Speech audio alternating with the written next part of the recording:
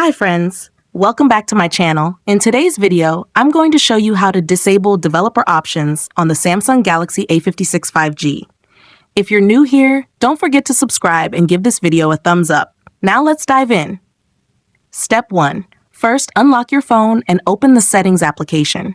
This is where you can find various customization options for your device, including display settings, security settings, and accessibility features. Step 2. Now, locate the search icon in the top right corner and tap on it. The search feature makes it much easier to find specific options without having to scroll through multiple menus manually. Step 3. In the search bar, type Developer Options and wait for the results to appear.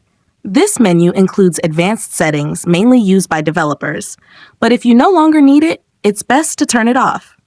Step 4. After performing the search, find Developer Options in the search results and tap on it. This will take you to the Developer Options settings. If Developer Options is enabled, you'll see a toggle switch turned on. Step 5. For the last and most important step, tap the Developer Options toggle to turn Developer Options off instantly. Once you do this, the settings will no longer be visible in your menu. If you found this tutorial helpful, don't forget to give it a thumbs up and subscribe to my channel for more great tips.